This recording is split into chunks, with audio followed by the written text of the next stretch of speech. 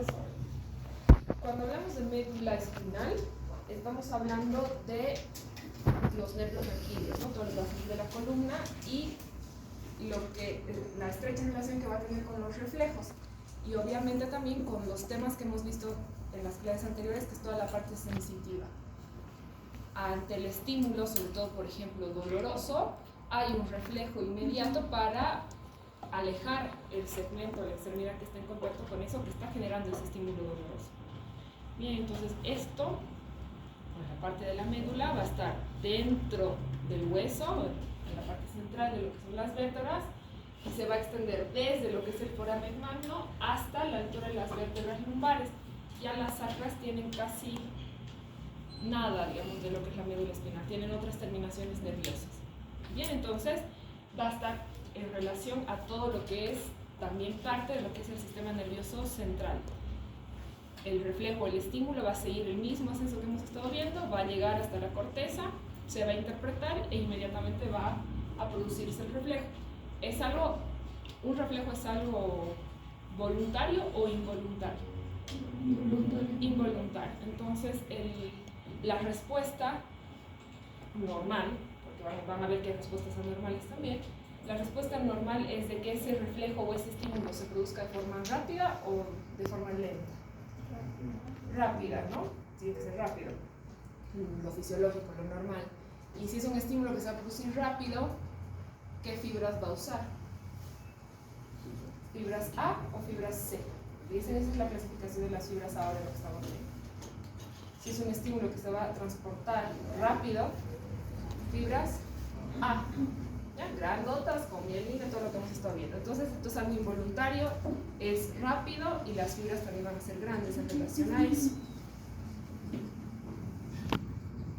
Bien, entonces va a tener toda la parte de la inervación del sistema nervioso central, que está aquí dentro, toda esta parte sensitiva que estamos hablando, que va a generar que haya respuestas motoras dependiendo del estímulo que vayamos viendo. Eso también es lo que vamos a completar en la parte práctica cuando veamos toda la parte de reflejos osteotendinosos sobre todo, y gran parte de lo que también hemos estado hablando que uno valora al hacer un examen neurológico completo, toda la parte sensitiva, el dolor, calor, frío y todas esas cosas, ¿no? Entonces va a extenderse, como estábamos diciendo, o generarse desde el momento que se produzca el estímulo externo, el ascenso por toda la columna y la interpretación ya en las estructuras que igual van a estar dentro, y después la derivación a las áreas de la corteza que estén específicas para estas cosas, ¿no? Para la parte motora. ¿Cómo se va a organizar la médula espinal? Tiene una zona gris que va a ser la parte o el sistema de integración que va a tener la médula. Ahí se van a integrar y se van a también interpretar toda la información que llegue, y va a también tener toda esta parte sensitiva que va a estar ubicada en las raíces posteriores de las vértebras. ¿Sí? Es una fusión entonces, o una fusión de estímulos sensitivos que van a generar una respuesta motora.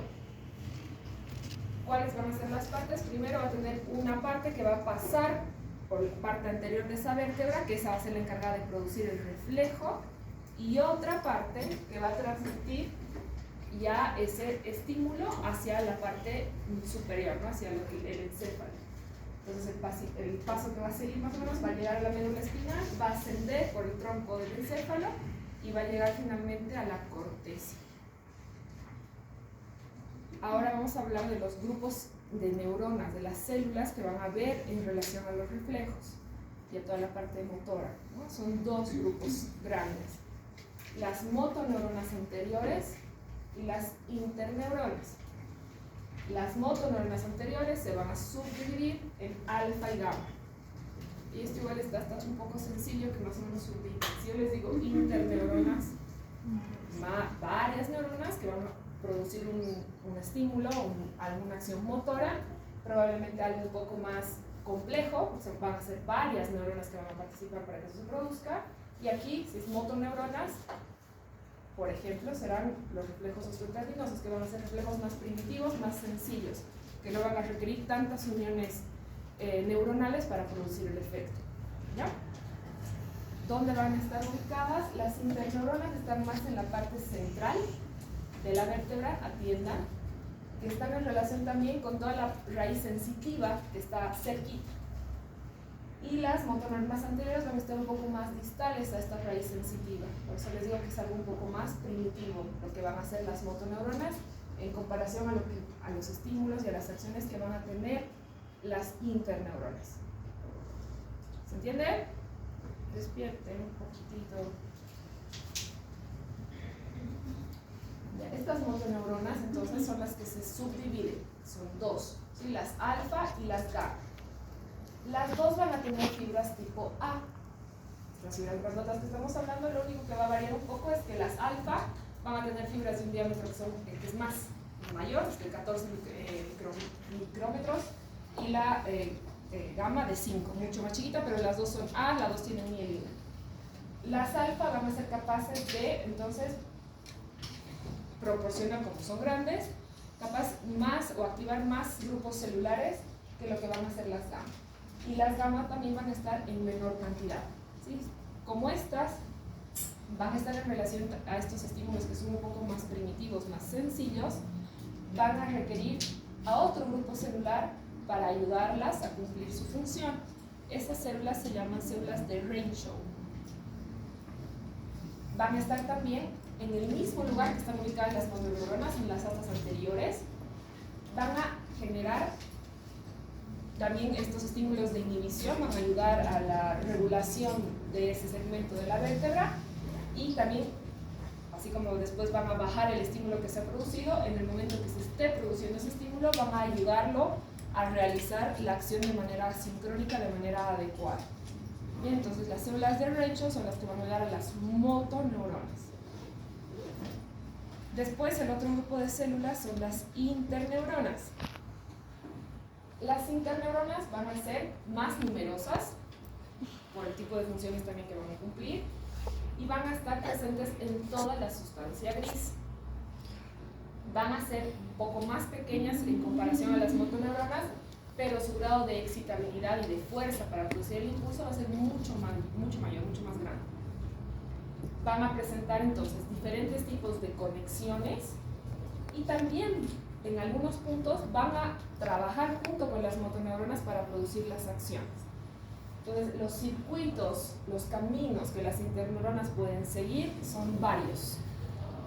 Les he hablado de dos en las anteriores clases, que lo que es divergencia y lo que es convergencia. ¿Sí? Divergencia de una célula a varias, convergencia de una a varias, y al revés. Entonces, estas interneuronas pueden usar divergencia, convergencia para transmitir el impulso, y agregan otra forma más, que son las descargas repetidas. Esto también se puede dar sobre todo cuando hablemos de toda la parte muscular, cuando haya este cambio en la polaridad de esa célula por la entrada o salida de los iones. Eso es una descarga repetida que se puede generar a nivel muscular sobre todo. Bien, entonces estos van a ser los diferentes caminos, los diferentes circuitos que las interneuronas pueden seguir para lograr después que haya un adecuado procesamiento de la información. Estas interneuronas van a hacer acciones más complejas que las motoneuronas. Entonces, por eso también toda esta mayor complejidad en relación a cómo van a transmitir la señal. Sí, estas interneuronas entonces se ven más o menos en forma microscópica de esta manera, varios grupos celulares que van a estar a cargo de realizar la función, ¿no? De emitir la función, y están muy cerca de la fibra sensitiva. Entonces, como están cerca de esta fibra sensitiva, y estamos hablando de que representan la mayoría de las células dentro de la médula espinal, van a estar en relación con las fibras propioespinales. Estas van a ser las fibras que se van a ascender y descender a lo largo de toda la médula espinal, y van a ser las que van a transportar estos impulsos que estamos hablando, que se van a generar en esas células. Entonces van a estar en diferentes segmentos, incluso van a llegar hasta el encéfalo, para también después facilitar un poco la distribución de esa señal al área de la corteza que corresponde. Todo esto que les estoy hablando, ahorita estamos hablando bien en específico de lo que ocurre en el nervio espinal, ¿no? Dentro de lo que es toda la vértebra y demás.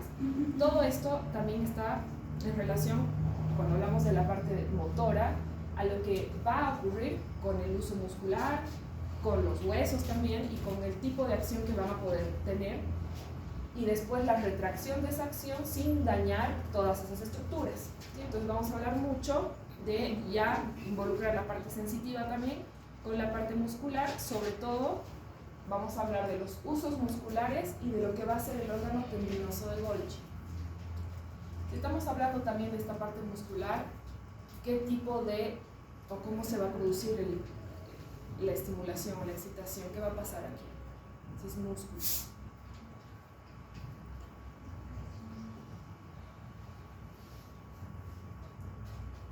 Si les hablo de músculo, será cómo se va a excitar, cómo se excita el músculo, qué va a pasar ahí, que entra o que sale, cómo es, si es músculo.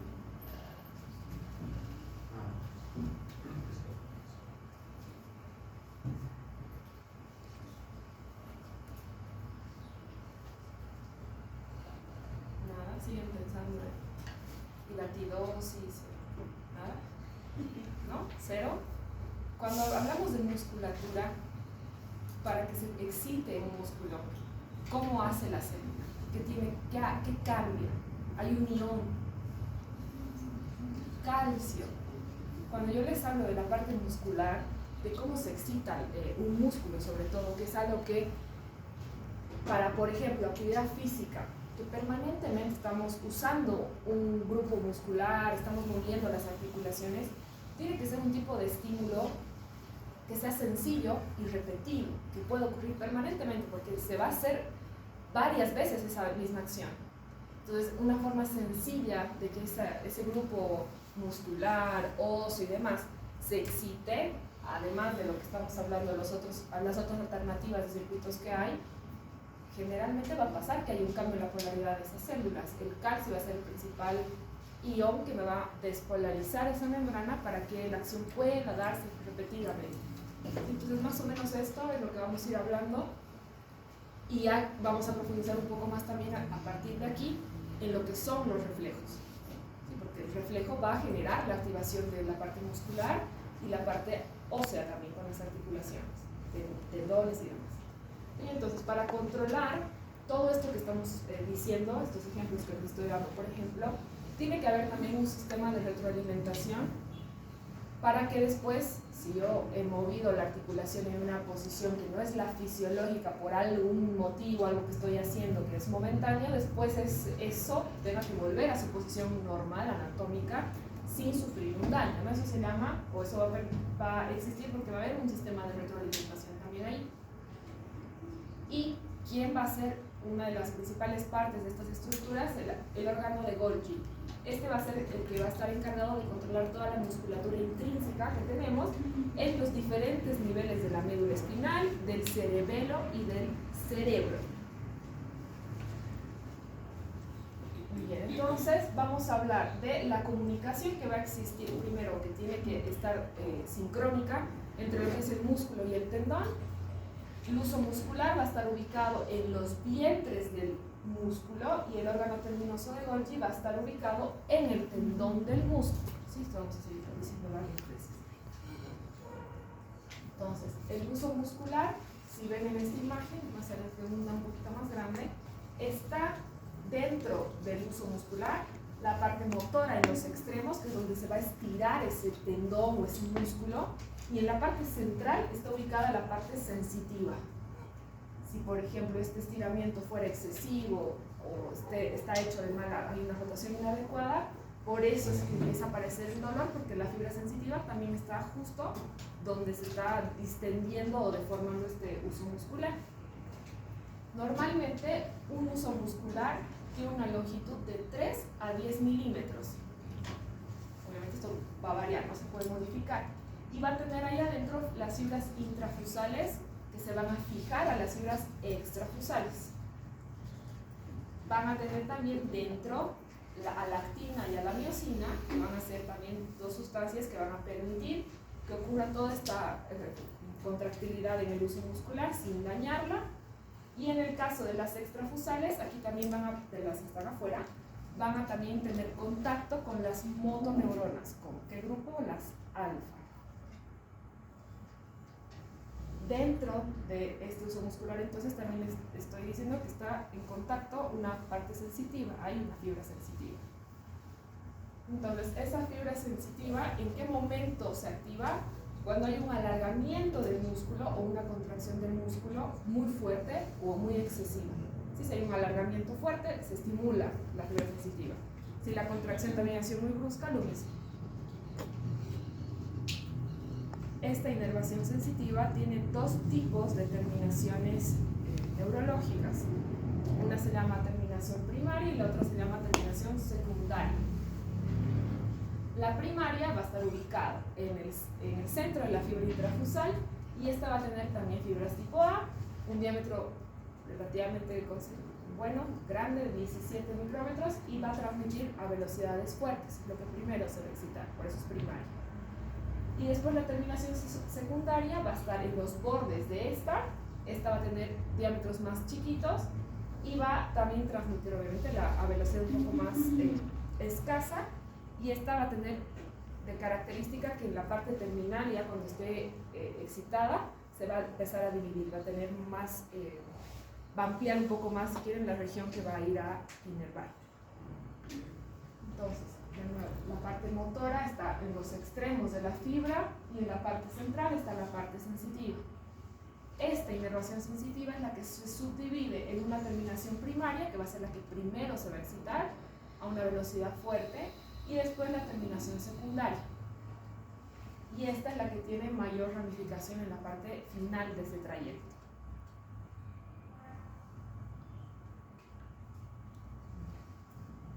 Ahora necesito que me escuchen bien y me atiendan, porque ahora sí vamos a hablar un poco más de reflejos.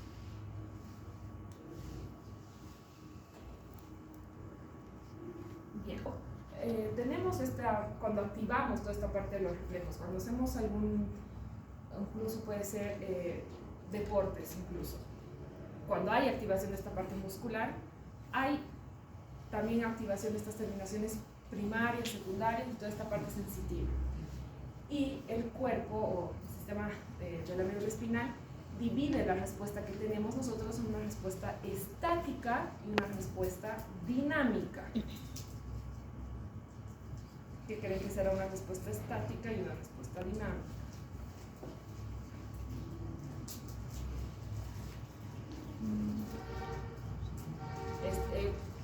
Pueden llevarlo obviamente aquí les estoy hablando de lo que va a ser la respuesta del músculo, una respuesta estática del músculo y dinámica del músculo.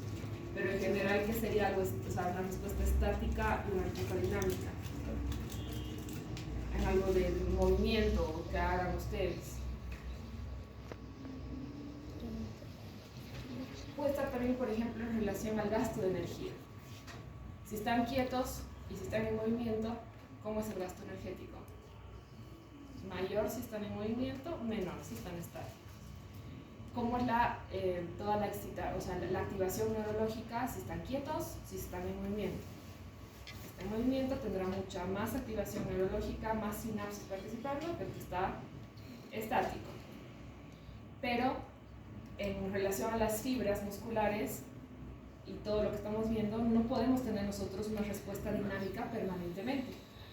Vamos a dañar esa estructura. Entonces, si quieren, es como una combinación o una forma también de regular el estímulo que va a tener ese grupo, esas estructuras, tanto óseas como musculares, para que después haya menos activación de todo lo que está ahí adentro y esa fibra pueda volver a su tamaño, no sufrir daño y descansar para un siguiente estímulo. Entonces, está también en estrecha relación con lo que va a ser la parte sensitiva. La inervación sensitiva también va a poder o va a permitir que nosotros, que el encéfalo entienda que capaz ese grupo de fibras musculares también está cansado, está agotado y que ya está capaz en el límite de la capacidad que tiene. Entonces, toda esta respuesta estática y dinámica que van a tener las fibras musculares y toda la parte ósea está en relación también a las señales que va a enviar esta parte sensitiva. Entonces, les hablo hace una diapositiva atrás de lo que son las terminaciones primarias y secundarias que realiza esta parte sensitiva. Entonces, eso es lo que va a activar y va a permitir entonces que estas dos respuestas aparezcan dentro de la parte muscular. La respuesta estática entonces va a tener relación con los dos tipos de terminaciones sensitivas que estábamos hablando, tanto las primarias como las secundarias. Esta respuesta estática va a permitir, si quieren, que haya un estímulo un poco más cuidado de ese segmento, va a haber un estiramiento más lento de la fibra muscular. Y porque es más lento, también el tiempo en el que se va a transmitir el impulso va a ser de más minutos, va a requerir más tiempo. Y va a ser proporcional al estiramiento de esa fibra. En cambio, la respuesta dinámica, esta va a estar sobre todo estimulada por las terminaciones primarias, sensitivas. ¿Se acuerdan lo que les he dicho hace un rato? Son terminaciones o fibras que van a transmitir muy rápido el impulso nervioso, fibras grandes. Entonces, estas van a tener o van a estar activas únicamente si el músculo sigue en proceso de crecimiento o de estiramiento de esa fibra. Cuando el crecimiento de ese grupo muscular cese, también va a cesar esta respuesta dinámica y aparecerá la respuesta estática. ¿Sí? Cuando ya se haya estirado lo suficiente esta fibra, para lo que les decía, proteger o cuidar lo que está pasando, se activa esta, y también el retroceso de esa fibra va a ser más lento porque va a estar activada esta respuesta estática. Y esto va a permitir entonces que el músculo se acorte de forma tranquila y no se dañe, ¿sí? Esto, lo que les acabo de decir, está en relación a la parte sensitiva, porque después voy a volverles a decir respuesta estática y respuesta dinámica, pero en otro contexto. ¿Sí? Esto es de la parte del músculo, asociado a la parte sensitiva. ¿Sí? El estímulo sensitivo es el que va a avisar, si quieren, cuándo esa fibra ya tiene que acortarse o hasta dónde puede estirarse. Entonces aquí va a haber mucha más activación y movimiento de todo lo que son también las motoneuronas en la respuesta estática, que va a permitir que el estiramiento sea mucho más lento, más cuidado. Va a estar sí más activo porque va a durar más tiempo, pero lo va a hacer de forma más lenta. Este, en cambio, va a tener una inervación de fibras más grandes que van a generar ese estiramiento o el retroceso de la fibra mucho más rápido, y si no tiene en paralelo la respuesta estática, esta respuesta por sí sola puede dañar a ese uso muscular. Bien. Ya. Las motoneuronas, que se dividen en dos grupos celulares, como las alfa y las gamma, también van a generar respuestas dinámicas y respuestas estáticas. Lo anterior, entonces, otra vez les digo, está en relación a la fibra sensitiva. La respuesta estática y dinámica que les hablo hace un rato es a la fibra sensitiva. Esta está en relación a la motoneurona. Aquí ya les voy a hablar más de los reflejos osteotendinosos, reflejos más primitivos. Entonces, el grupo de las células gamma, las motoneuronas, van a dividirse en dinámica y estática también. De este grupo, la dinámica, estas van a ser las que van a excitar las fibras intrafusales, que van a estar dentro de la bolsa nuclear, y estas van a tener una respuesta muy fuerte, tienen bastante inervación de estructuras que están al lado. Y la estática, esta va a tener esta relación también a las fibras intrafusales, pero que están en la cadena nuclear. Estas también más o menos van a tener la misma acción, solo tienen que acordarse la ubicación de estas en comparación a las anteriores, y que esto está hablando más de una respuesta motora. Lo anterior tiene mucha más implicancia a la parte sensitiva, ¿sí? La parte sensitiva es la que va a avisar cuando aparece una respuesta y cuando la otra. Aquí va a avisar la parte motora. Toda esta parte, todo esto que les estaba diciendo, que es la parte muscular, dentro de esos tres circuitos que puede utilizar para generar el impulso, el que utiliza es ese de las descargas continuas. Este es el que genera ese cambio continuo de polaridad de esa célula, y que se puede generar más fácilmente varias veces, cuando hacemos deporte, por ejemplo. Y estas entonces van a permitir que el grado de excitación sea constante y alto. Pueden también tener señales negativas dependiendo de lo que se quiera hacer, o para generar el freno de ese estímulo y no dañar las estructuras. Dentro de esta, que estamos hablando de las descargas continuas, la parte muscular, ya empieza a aparecer lo que es el reflejo miotático. Este es el que va a ocasionar la contracción de las fibras musculares y va a permitir que el músculo se estire y también va a afectar a toda la parte sinérgica de la musculatura. Entonces, ahora vamos a desglosar ese reflejo y con más características en cuanto a lo que les estaba hablando. ¿Cómo va a ser el circuito de este tipo de reflejo miotático? Este va a estar conectado también a las fibras sensitivas. Es el reflejo, aquí vamos a ver varios reflejos primitivos que aparecen, el de retirada cuando nos pinchamos con algo, cuando alejamos la extremidad de algo que nos está generando dolor, se activa este reflejo, estas fibras. Entonces, obviamente, esto que les estoy diciendo tiene que tener, es la respuesta a un estímulo. Entonces, hay una parte sensitiva involucrada para generar que estas estructuras musculares se activen. Entonces, primero se va a activar esta fibra sensitiva, va a llevar el estímulo a la parte posterior de la raíz de la médula espinal y eso va a generar después que se activen todas estas estructuras óseas y musculares y que envíen la señal para la contracción del músculo o la retirada, digamos, ¿no? El reflejo de retirada puede ser un ejemplo.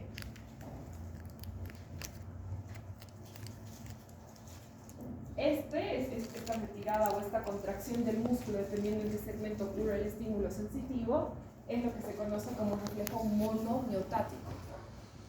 Si es mono, estoy hablando de una, y por eso generalmente en este tipo de reflejos lo que predomina es la activación de las motoneuronas. ¿Sí? Una sola neurona es la que puede llegar a producir todo esto, que son reflejos, como les decía, más primitivos, que están presentes desde edades muy tempranas de la vida y también presentes no únicamente en humanos. Entonces, por eso hay participación de estas motoneuronas. Esto igual se clasifica en reflejo dinámico y reflejo estático. Van a hacer con cuidado cuando estudien esta parte, porque esto de dinámico y estático está en diferentes escenarios, sin diferentes cosas. La parte sensitiva, la parte de muscular, y ahora estamos hablando puntualmente de los reflejos, ¿sí? Entonces también hay un reflejo dinámico y hay un reflejo estático.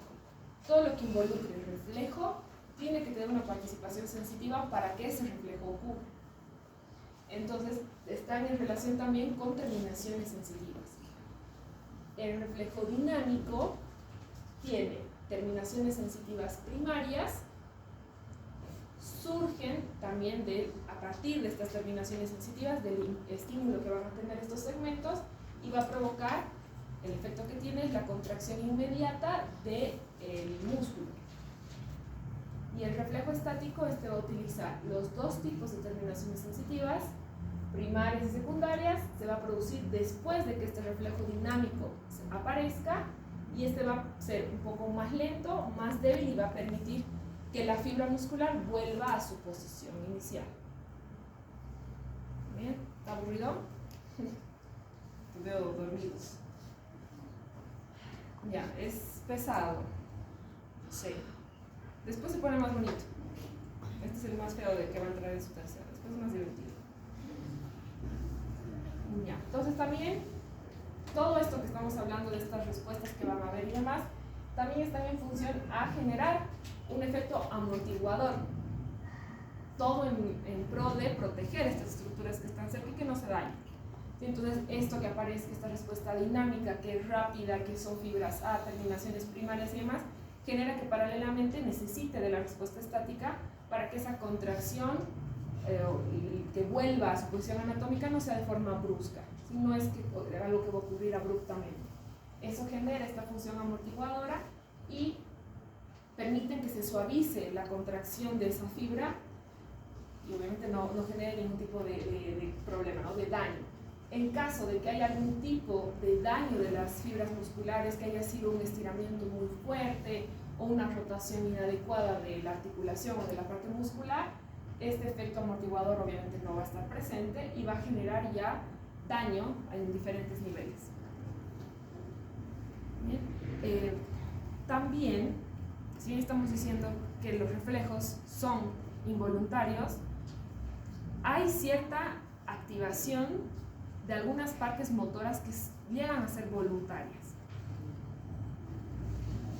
Bien, de estos estímulos motores que son voluntarios, 39% de esas fibras son de tipo gamma, son pequeñitas, y estas fibras tienen también fibras tipo A, fibras grandes. Estas van a ser estimuladas, después van a tener una coactivación, una ayuda paralela a estimular otro grupo de células que van a generar contracciones al mismo tiempo, contracciones simultáneas, que van a activar a las fibras fusales y a las fibras extrafusales.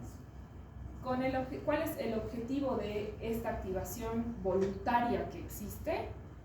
Es proteger también o evitar que haya un estiramiento muy fuerte que dañe al uso muscular y que también mantenga la función amortiguadora de ese uso muscular, que no sea tan excesivo ese estiramiento y que no se pierda esto para no dañar esas estructuras.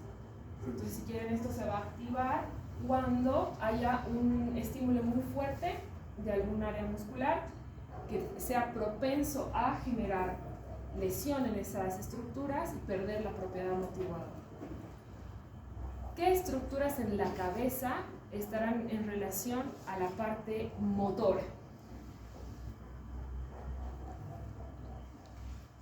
Si les hablo, digamos, cuando hablamos de todo lo motor, piensen en ejercicio, en el equilibrio también, un poco la posición, reflejos.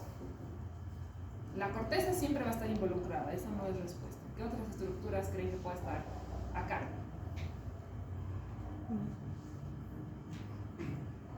¿Saben quién está en relación al equilibrio y a la posición? ¿En la cabeza?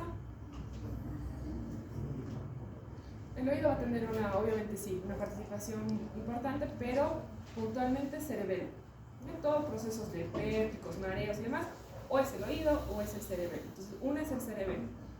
Y después, un poco más abajo, están también la parte de los ganglios basales. Estos serán como estructuras secundarias, el cerebelo, ganglios y la corteza, y la región que va a estar más en relación con esta parte de la regulación de la parte motora de todo lo que es la sensación motora, está en la región bulbo-reticular.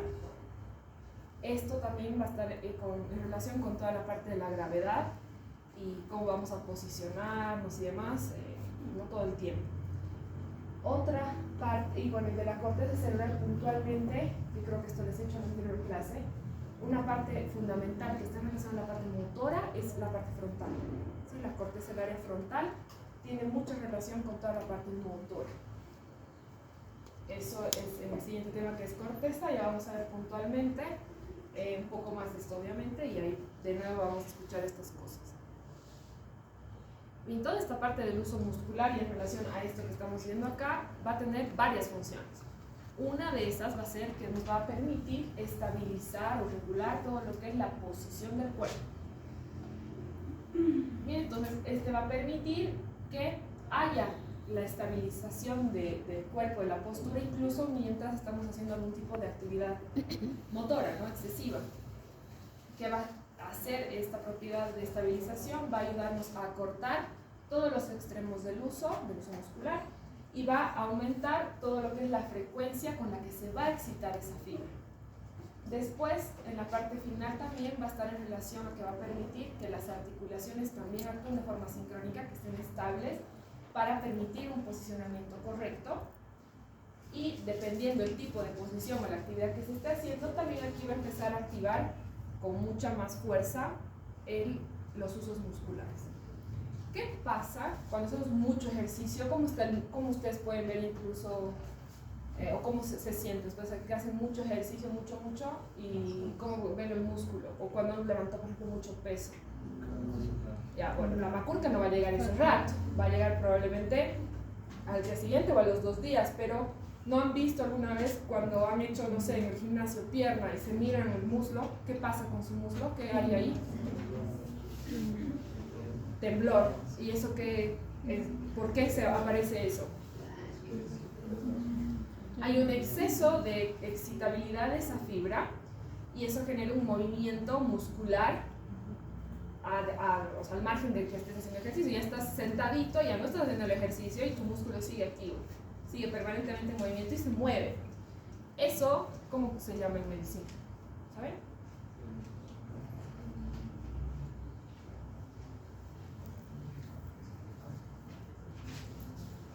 Más o menos es similar también a lo que, si quieren, un poco el mecanismo de acción que puede generar un poco una convulsión. Es similar. En convulsión se agrega otra parte más antes, o sea, es tónico, pero aquí sí estamos hablando puntualmente de lo que puede pasar con el músculo, cloro, ¿ya? Entonces van a ser como oscilaciones del músculo cuando ese músculo ha tenido una actividad excesiva o muy fuerte.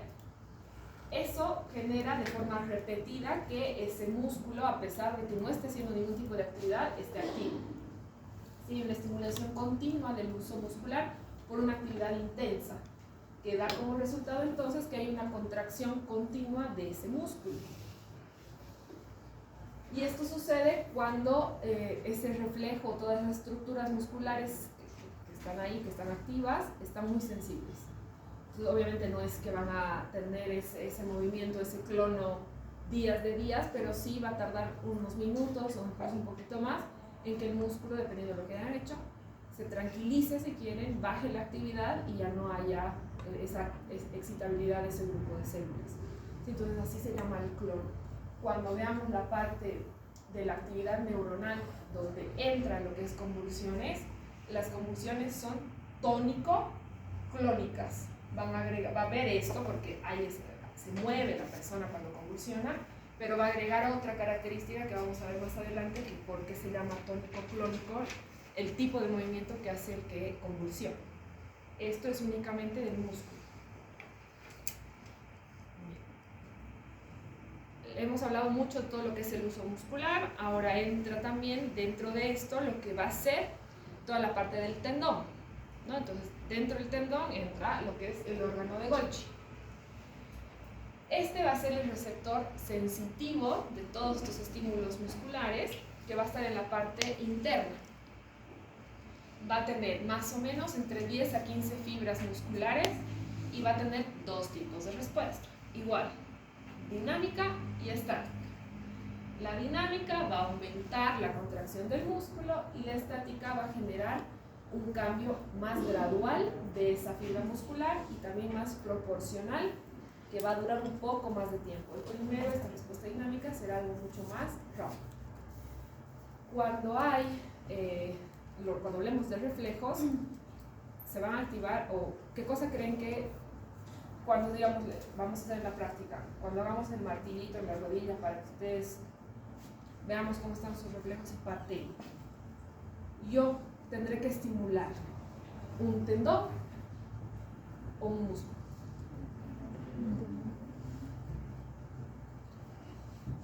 Más o menos donde ustedes van a golpear es aquí arribita de la rodilla, aquí. Entonces, donde les he señalado, ¿quieren que esté hablando de estimulación del tendón o del músculo? Tendones. Ya se busca el tendón en la parte final del músculo que se va a unir al hueso, ¿no?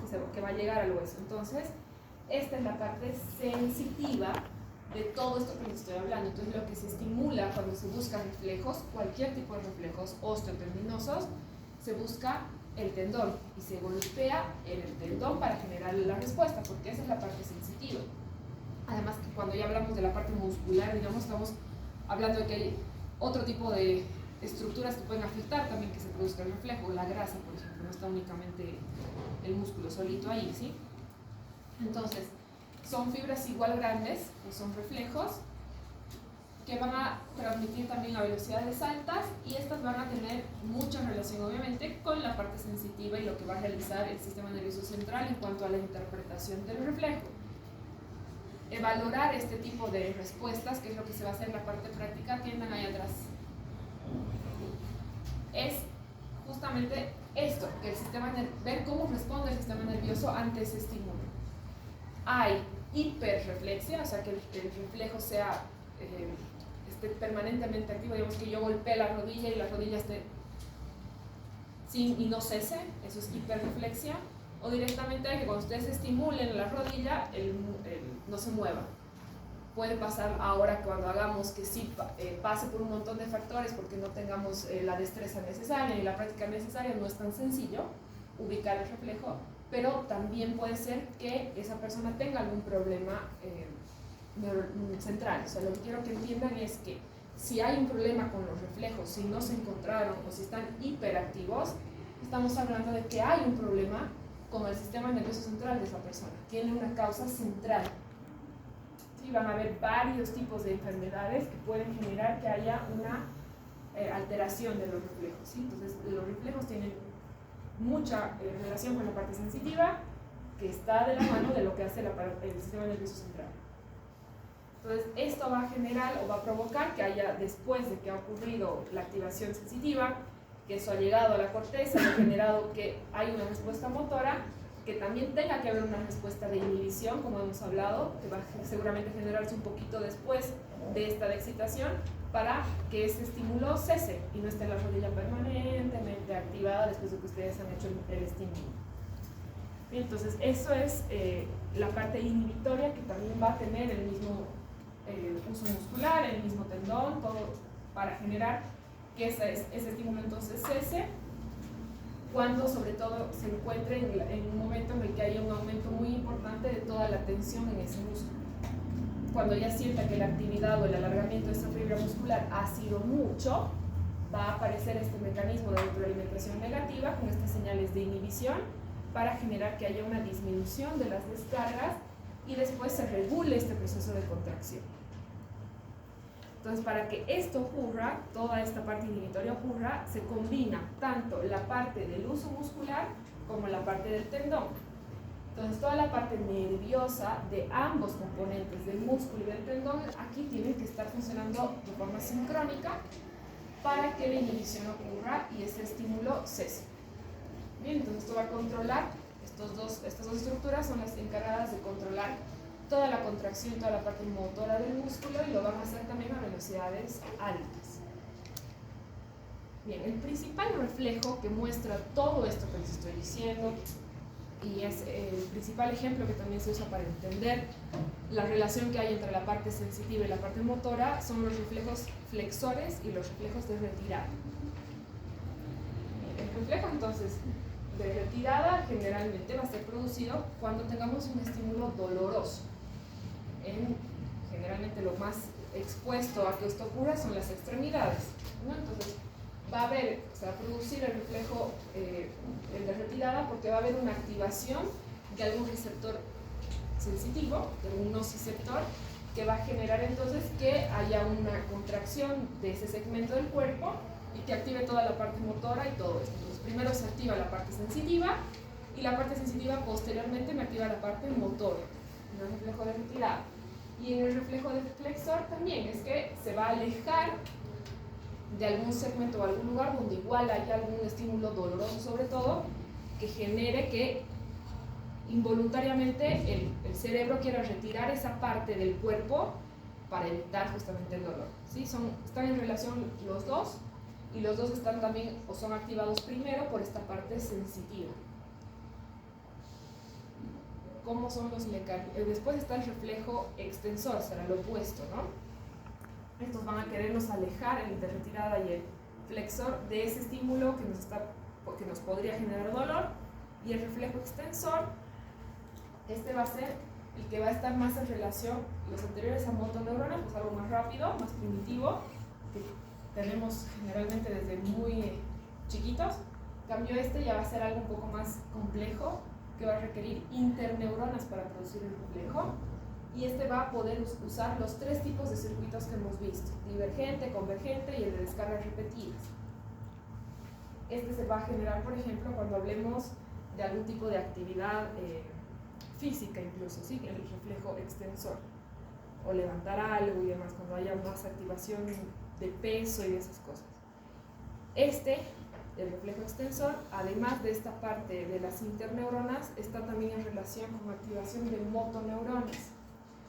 y estas motoneuronas van a ayudar a generar la fatiga de esas fibras, de esas interneuronas, y la que les decía que van a, si quieren, ser como las que avisen cuando ese grupo de fibras musculares ya esté cansado o ya esté llegando a ese punto máximo y que evite el desgaste o el daño en las fibras. Entonces va a generar una respuesta de fatiga y después va a permitir que ese músculo y todas esas articulaciones vuelvan a su estado inicial. Este no está tanto en relación a la parte sensitiva, no son actividades más netamente motoras, este reflejo. De nuevo este igual, es el reflejo de retirada otra vez. Hay diferentes formas de que se genere un reflejo de retirada y esto estará en relación al tipo de estímulo externo que esté provocando ese dolor. Hemos hablado, por ejemplo, que pincharnos el dedo va a generar seguramente un estímulo mucho más rápido de retirada que estar con la mano en la vela con el fuego. Se va a tener, los dos van a generar un patrón de retirada, van a activar todo lo que estamos hablando, los usos y demás, pero el tipo de respuesta que vamos a tener o de mecanismo de transmisión de la señal va a ser lo que va a variar. En uno va a ser una transmisión de señal mucho más rápida y en el otro será una transmisión de señal un poco más lenta, pero vamos a tener lo mismo. Va a haber la estimulación sensitiva del nervio, después de eso se va a integrar en la parte posterior de esa médula y que va a ser ya la que reciba esta señal de dolor, y después eso va a mandarse allá a áreas de la corteza, va a volver a bajar y se va a generar que la extremidad sea retirada, genere ese patrón de retirada para proteger o liberar de ese dolor que está ocasionando la activación neurológica. Ya estamos terminando, ¿ya? Después está el reflejo de extensor cruzado. Este es un videito porque este se ve en bebés. Es más fácil que les voy a mostrar. Este aparece después de que ha habido un reflejo flexor. Sí, después de que ha habido la flexión, va a aparecer de forma contralateral y va a generar la extensión de algún otro segmento del cuerpo. Esto generalmente, este reflejo, se evalúa en niños. Más o menos, bueno, todos los meses se van a hacer controles de los bebés porque hay ciertos parámetros que ya mensualmente un bebé tendría que poder hacer, pero a partir más o menos del cuarto o quinto mes empieza a haber una valoración neurológica un poquito más profunda, porque hay ciertos aspectos de la parte neuronal, del circuito neuronal de ese niño o de ese bebé que se pueden valorar cuando uno hace el examen físico del reflejo extensor. Entonces van a ver lo que le pasa a este bebé.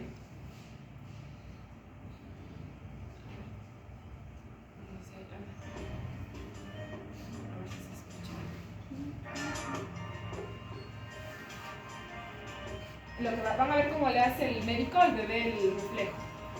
Para que esto igual se puede hacer en la práctica.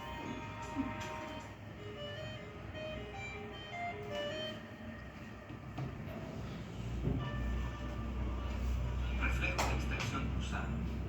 En posición supina, manteniendo una pierna extendida, se estimula la planta del mismo pie. La pierna contraria primero se flexiona, luego se aduce. ¿Ven lo que hace con la otra pierna? Cuando él hace. La respuesta de la aducción es la más esquiva y solo se obtiene en neonatos que ya han cumplido 40 semanas de gestación. ¿Ven? Le patea con la otra piernita, ¿ves? Cuando hace el estímulo. Obviamente en el adulto también se puede hacer, pero no es tan fácil de mirar. Este reflejo es más en bebés. Pero de nuevo, es por eso la importancia, y vamos a ir haciendo eso en el examen físico en la práctica, uno bien completo, porque puede hablar de muchas cosas que estos reflejos estén mal, que no necesariamente ustedes incluso pueden diagnosticar de forma más semiológica un montón de cosas si tienen un examen neurológico bien hecho. Y por eso se hace desde bebés. Bien, estos reflejos todos van a tener, igual que todo lo que estamos viendo que involucra excitación, toda esta parte de la inhibición, ¿sí? Toda la inervación también va a estar en relación a generar, paralelamente a la excitación de esa fibra, que haya una respuesta de inhibición para volver a homeostasis y generar toda esta parte amortiguadora. Es una respuesta antagonista para generar que esa parte motora que se ha estimulado se tranquilice, vuelva a la posición normal. Hay otros reflejos que son un poco más de de movimiento, de cosas un poco más sincrónicas. El reflejo de apoyo, el reflejo de galope, el reflejo de enderezamiento, que están en relación sobre todo a la parte de la posición y de la locomoción. Ya el reflejo de apoyo, este es cuando hay la fuerza de, digamos, de oposición, de parada, si quieren incluso, que tiene el estímulo fuerte, que está en relación a estimular puntualmente una extremidad, y esto se da por el efecto imán incluso que tenemos a la tierra. Aquí entra, si quieren, un poco también la gravedad, y aquí sí también va a actuar mucho lo que haga el cerebelo, ¿sí? La estructura encefálica, incluso los ganglios, aquí los ganglios basales. Y después también están los reflejos de enderezamiento, que están también en relación a la gravedad y ayudar a la postura. Y después los que les decía, hay reflejos de la marcha, reflejos de extremidades opuestas, el movimiento sincrónico que podemos hacer si levantamos la pierna izquierda y el brazo derecho. Todo esto, sobre todo el principal ejemplo que se ve aquí, es lo que hacen los militares, por ejemplo, se llama eso de marcar el paso, de hacer sincrónico el movimiento militar. Eso utiliza las 4 extremidades, o sea, combinación de casi todos los reflejos que les he dicho, los anteriores, los del galope y demás, que va a estar en relación a generar de forma sincrónica estos movimientos en las extremidades, que generalmente tampoco involucrará una actividad excesiva de ese músculo, porque no es a una velocidad muy fuerte, ¿no?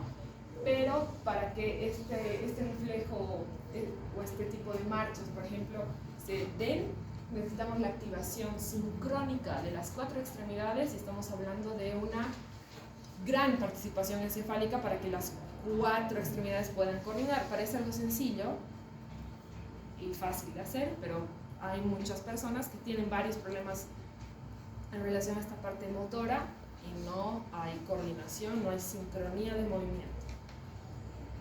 Y en otros reflejos más está el reflejo de galope, que este es el movimiento de las extremidades pares, o sea, al mismo tiempo, las 2 piernas, por ejemplo, reflejos de rascado igual, y los reflejos medulares que están en relación a los espasmos. Todo esto, todos estos reflejos y todo lo que estamos hablando, son los reflejos que se generan con la médula espinal, que tienen participación sensitiva, que van a generarme una respuesta motora. Eso es médula espinal, casi en su totalidad. Pero no únicamente hay reflejos que están en relación a la parte motora, hay reflejos internos, que estarán más en relación probablemente a las vísceras. Entonces, si yo les digo a las vísceras, ¿qué parte nerviosa se estará activando? ¿Quién me inerva las vísceras? El sistema nervioso autónomo, ¿sí? Entonces, hay reflejos autónomos igual, reflejos que están en relación a todo lo que va a inervar el autónomo. ¿Sí? Aquí está la parte de la vasculatura, la parte de la temperatura, reflejos que están en los intestinos, la motilidad gástrica, digestiva y demás, y también lo que son los vaciamientos, tanto de la vejiga como del colon.